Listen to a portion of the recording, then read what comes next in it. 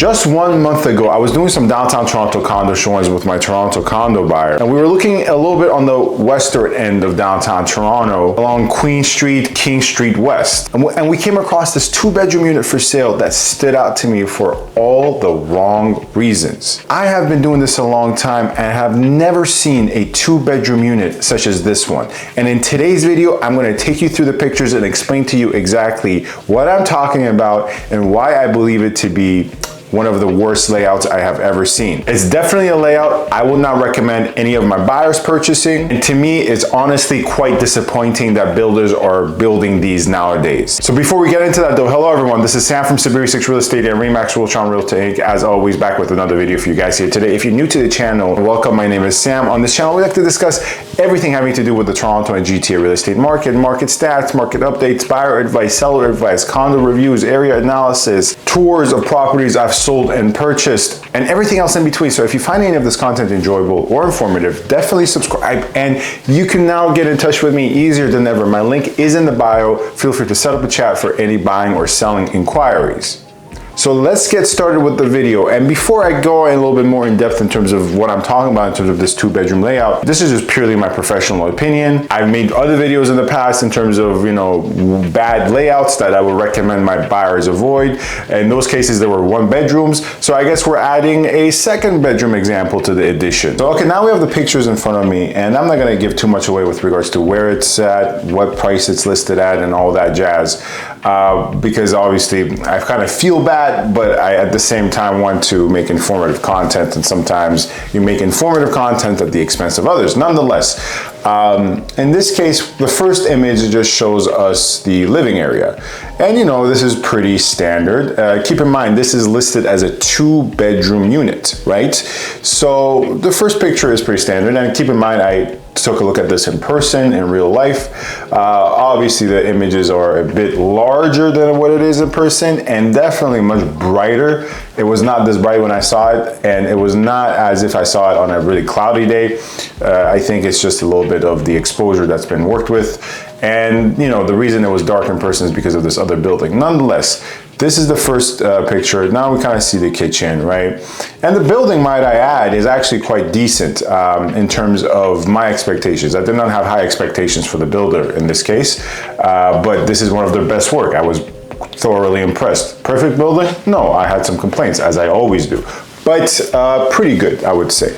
So this is the second image. Now we see the kitchen a bit more. Now, we see what appears to be the secondary bedroom, right? You have to understand, this is common, right? Because in a lot of newer buildings, the bedroom, whether it's a 1-bedroom, whether it's a 1+1, whether it's a 2-bedroom, a lot of newer buildings in the affordable price points and the lower price points, one of the bedrooms will inevitably be these sliding door bedrooms, right? Which I generally recommend against, with very rare exceptions. I've actually purchased some units with these sliding door bedrooms, whether it's the secondary bedroom in a 2-bedroom layout or it's the only bedroom in a 1+1. I generally, once again, recommend against these, but there were some rare exceptions where my client didn't have a problem with it. It flowed perfectly and the building was fantastic. Nonetheless, as is, my general philosophy is to recommend against these sliding door bedrooms. Now let me explain a little bit more why before we get into really the kicker with regards to this listing. The why of it is in terms of privacy. Obviously in this case, if you have anyone over, they're just going to be peering into your bedroom, right? And for a lot of people, that's not the best thing. Number two, you don't get much sun, right? You don't get much sun. Obviously, the reason the sliding doors are transparent is for it to legally be considered a bedroom. You get some sunlight from the windows, indirect sunlight, some natural light, some light from the windows through the sliding door into your bedroom. But once again, they're not really good in that way, right? Even if it's a really brightly lit unit, southern exposure, western exposure, whatever it is, if you have a sliding door bedroom, you're probably not gonna get as much sun as if you had just a typical straightforward bedroom with windows. But it is to be expected with newer buildings. This is a really new building. It's less than a year old.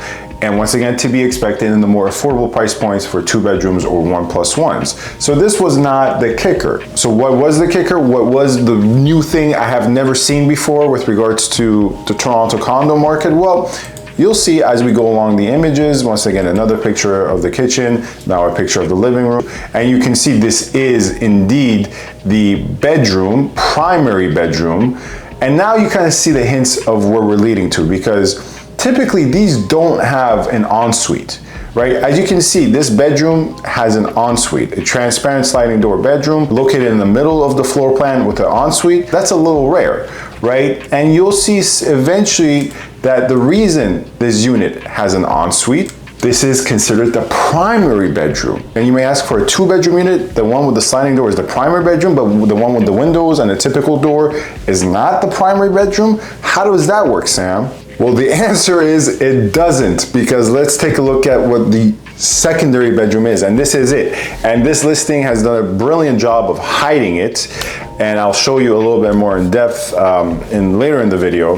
But this is the second bedroom, and you might think, well, what's wrong? Like, it's very straightforward. It's the second bedroom. It has windows. No, this bedroom did not have windows. That's right, a 2-bedroom unit floor plan with 2 sliding door bedrooms, and this one, unlike the other one, was not in the middle of the floor plan. Now, once again, it's going to be difficult purely from the images for us to see it, because the listing directly or unintentionally has done a really good job of hiding the fact that the second bedroom is honestly just an oversized den with a sliding door. Nonetheless, where this was located, unlike the other one that we just took a look at in the middle of the floor plan, as we go through these other 2 BS images, located right by the door. So not only, once again, do you have the lack of privacy, but you have even a worse situation with natural light.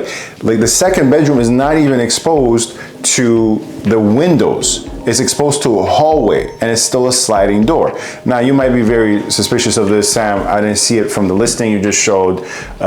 Maybe you shouldn't have made this video because this listing didn't portray what you saw in person well enough. Well, fantastic news for you, because I was viewing this in person and I saw it in person, and it took me back in person, and I actually filmed it in person. I'm gonna present it now for you to see the thing in full. Okay, now I have the video up on my phone, and you guys should be seeing it on the screen. So this is the same exact unit that I was showing you through the images. You see that it was much darker in person, right? And it was not even a cloudy day, as I mentioned. Now, this is the second bedroom. They hide this fact that this is also a sliding door bedroom right by the door. Now, once again, if this does not bother you, it doesn't bother you. You know, who am I to say? You know, if you're a very flexible individual, that's perfectly fine. But I would probably venture to say for 99 out of 100 buyers, this would be a deal breaker. And if it is a deal breaker, they should have a professional to kind of talk them, maybe not out of it, but give them the cons for sure, because you're gonna have a miserable time. This is honestly targeted for people who are just gonna rent a second bedroom, and maybe people who are gonna only stay somewhere for a short period of time. Really investor focused in this sense. Anyways, as always, I hope this video was informative.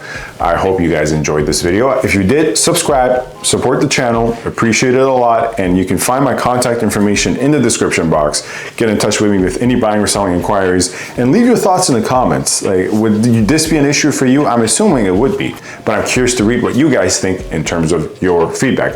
As always, thank you very much for watching. Stay safe and stay tuned.